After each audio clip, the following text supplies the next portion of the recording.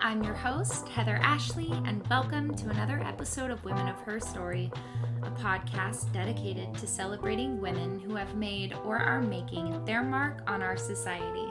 Today, I have with me traffic controller, Central Turnpike. How are you doing today, Central? Beep, beep, doing just fine. How are you doing today? Well, I'm doing well. We are in a little bit of a different venue than we usually are, so if we sound a little different, that would be why. Pardon us, and thank you very much. And who are we learning about today? Well, today's Her Story lesson is all about brave Bessie, Queen Bessie, Aviatrix, Bessie Coleman. Ooh, I like that. I'm excited too. Let's get into it. Let's.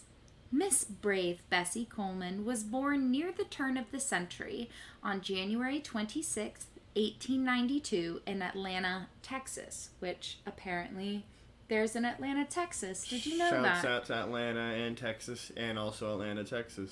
I had no idea about Atlanta, Texas, so I had to look it up on where it is. And it is in the far northeast Texas, near both the Louisiana and Arkansas borders. The more you know. Which is weird, because I'm from northeast Texas, so you'd think, but here we are. Bessie's mother was Susan Coleman, an African-American maid, and her father was George Coleman, a Native American sharecropper. The two had 13 children, including Bessie. That's a lot of kids. Yeah. Her father moved back to Oklahoma to escape discrimination, as there was a higher population of Native American people in Oklahoma.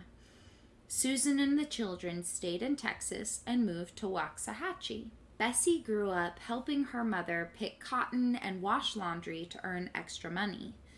It was important to Susan that her 13 children got an education, and the majority of them were able to graduate high school, which wasn't that common during that time. Yeah. By the time Bessie was 18 years old, she had finally saved enough money to attend the Colored Agricultural and Normal University, now Langston University, in Langston, Oklahoma. However, after just one semester, Bessie was forced to drop out as she could not afford to continue her education. That's unfortunate. Yeah. At the age of 23, Bessie moved to Chicago to live with a few of her brothers.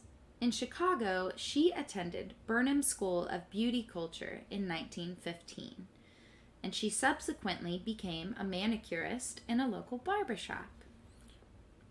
Her brothers served in World War I and came home with incredible stories from France. They teased Bessie, as brothers do, that the French women were allowed to learn how to fly planes and that Bessie could not.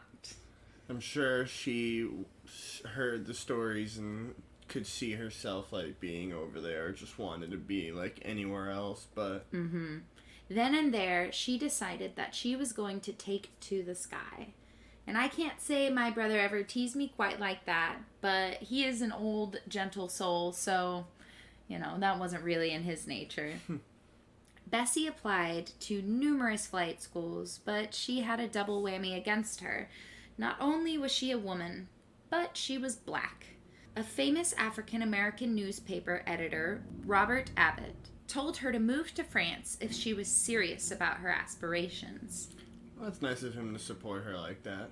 I wonder, I guess over there in Europe or France, it was more of a common thing. Bessie took French in the evening, not just to learn the language, but because the applications themselves had to be in French. French, that's what I just said. The day finally came when brave Bessie was accepted at the Caudron Brothers School of Aviation in the Crotoy, France. Swish. Yeah, exactly. And on June 15th, 1921, she received her international pilot's license from the Fédération Aéronautique Internationale. Wow. I know, so exciting. That's impressive. In September of the same year, Bessie returned to New York and was greeted by a surprise amount of press coverage. Flying as entertainment was becoming more and more popular and offered financial benefits for aviators. During the 1920s, the economy was booming, and it wasn't hard to get people in the seats of air shows. This, however, required more training than she currently had. Fancy maneuvers require fancy training. So she went back to France for just a little while longer. When Bessie made her return to the States for good, she knew that she needed publicity for a paying audience. Her first air show was on September 3rd, 1922 at Curtis Field near New York. Glenn Curtis let her borrow his plane, and just like that, she performed the first public flight by an African-American woman. I think that's so cool that she wanted to show off, or, she wanted to do these aeronautics moves. The tricks. And, I think, especially for a time that this has only just started to become popular, she was... the first African-American woman. Yeah, I mean, hashtag hustle hard. That's what you do. That's what you have to do when you have to make a living, She was like, I could be a beautician, but... how about if I just flew planes and everyone gave me money? And then that was a better life choice. Yeah, well, that was what she'd wanted, She wanted to do something more. She was ambitious, and she had a drive to take to the skies. And I like that Glenn Curtis was like, sure, use my plane. You can have my plane. I have a bunch of planes. He's like, you can borrow it. Let's do it. Yeah. Well, speaking of, Bessie's dream was to own her very own plane and to open up her own flight school. She would travel the country giving speeches and showing films of her tricks in churches, theaters, and schools as a way to earn money. She refused to speak anywhere that was segregated or discriminated against African Americans. Brave Bessie was famous for performing loop-the-loops and making figure eights with her airplane. The world was fascinated by her, and she was popular in the United States as well as in Europe. She was not only a woman, but she was a half-black, half-indigenous American. She was continually underestimated. I'm obsessed with air shows, as you know. My father was a fighter pilot and is now a commercial airline pilot, so I grew up around planes. We used to go to air shows every summer, and I'm sure I complained about the heat and being hungry the whole time, but boy, did I love them now looking back at it, I'm sure it was just so cool to see them up close like that, especially with, I've only seen it in videos, but the streaks that they they make can do just the coolest tricks. I know. I love the Blue Angels. They're incredible. My favorite trick that I've seen with planes is when they leave the gate and then they fly away. That's safely, so cool. And yeah, then safely. That's the coolest trick I think I've ever seen. I don't mean to brag, but I've seen a few planes leave. You've seen a few planes taxi out the gate.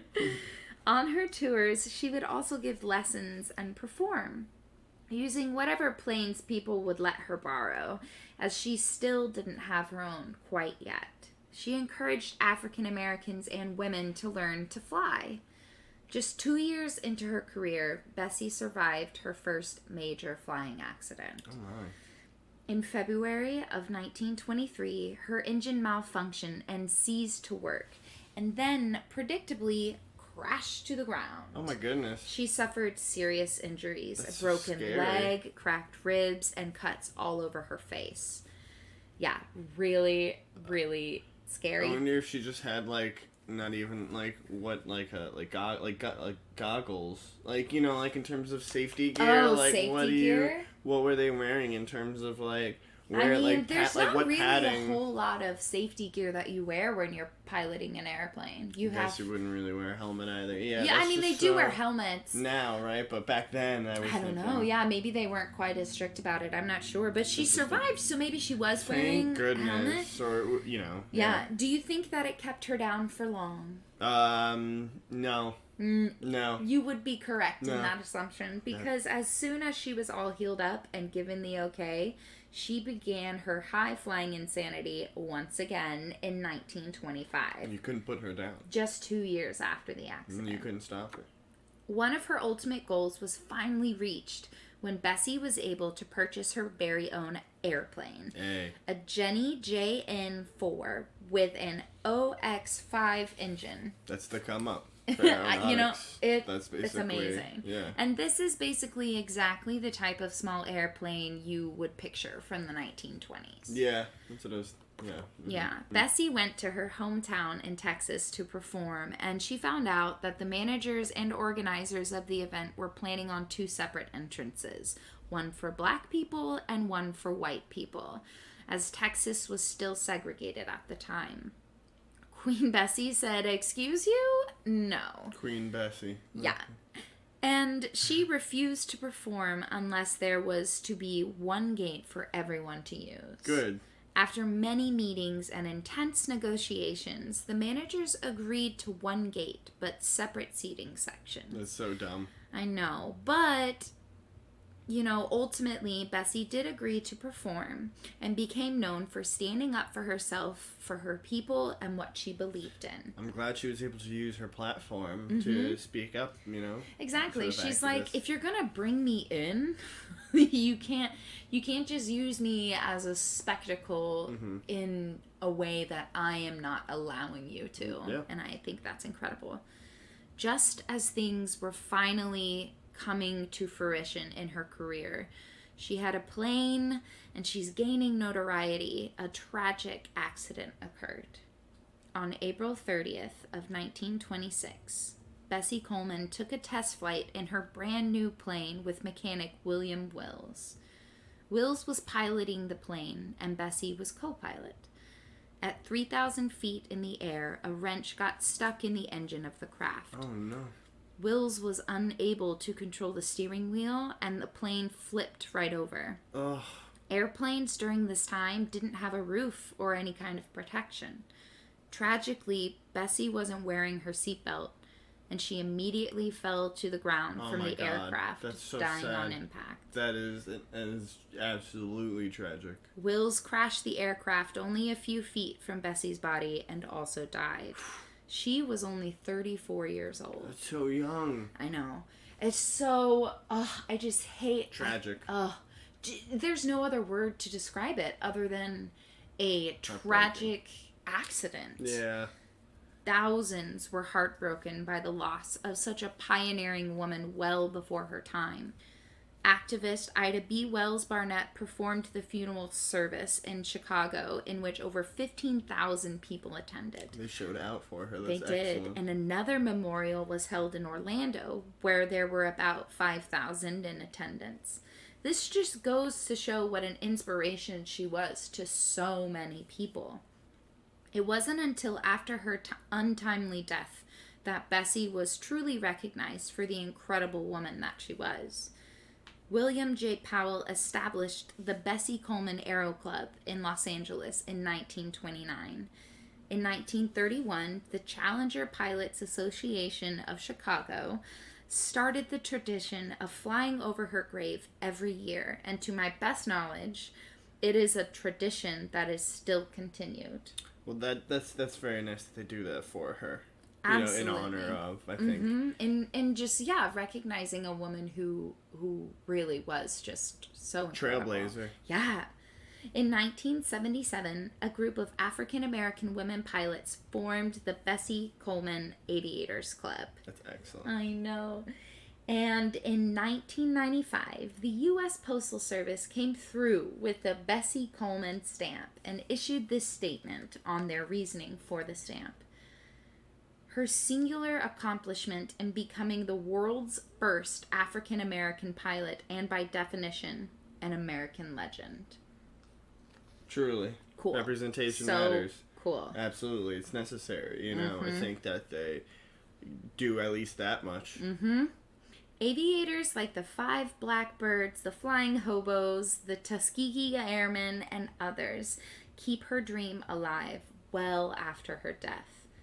And that, my friends, is the story of Queen Bessie Coleman, the first African-American aviator. I'm interested, I don't know if they've done a movie or a TV series or anything, but right off the top, when you first started mentioning some of the more interesting details about her, I thought this would be such a cool movie. Such an epic. I had in mind, I could see Zendaya or, Zoe Saldana playing her. Oh, my totally, gosh. like a young, like yes. strong black woman who's like, you know, trying to come up, but also Wow. trying to navigate the social, you know, Yeah, the social I can injustices. totally see either one of Yeah, them. either of them are like great. Oh my gosh. You can see it too, right? Oh my gosh, it's all, I literally see the whole film. I feel like we've had this conversation about a few women. Nancy Wake was one where we were like, oh my god, how is this not an epic movie? What is happening in Hollywood that this story isn't being told? It's crazy. It's crazy. Like they would definitely, Hollywood would make way more money if we had movies about women, and maybe also if they were made by women.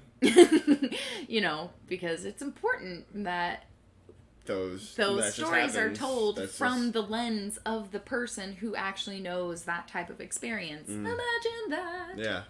Yeah. Absolutely. Oh my gosh. Well, anything else to add? She was an inspirational woman, and I like that we are still recognizing her today. You Absolutely. know, we, with some of the morning morsel things that we, morning morsel posts on Twitter, I feel like we've mentioned briefly some really cool Aviatrix women that like... She was an inspirational woman, a trailblazer, and yeah, I'm heartbroken that we weren't able to see more what else she could have write an episode about the whole rest of her life. Yeah. You know? 34 is very young, but young. she created an impactful legacy. Absolutely. And I'm happy that we're doing an episode about her. And hopefully someone can see this and do a movie about her, or else we're going to, and y'all are going to miss out on this money. Thank you all so much for listening. Rather oddly, researching this episode really made me want to get my pilot's license. I don't think I'd ever be able to get Mr. Central Turnpike over here in the plane with me, but, you know, you can't see him, but he just got wide-eyed and shook his head around. I'll just watch, like, YouTube videos of people flying, pilots flying in 4K. And then have a heart attack. And then pass out from there, yeah. Well, don't forget to subscribe, rate, and review the show. I know I'm a broken record, but it helps the podcast grow so that we can share these stories with more people. Tune back in this Friday for an interview with young adult novelist Heather Reed. In this interview, she talks about her writing process, Scotland, revisiting old works, and so much more. Visit our website at www.ofherstory.com. You can follow us on the social medias, Twitter at the Her Story Pod, Instagram at Women of Her Story Podcast, and you can send us an email to womenofherstorypodcast@gmail.com. And until Friday, be safe, stay healthy, and show the world what you're made of. Wear a mask. Bye.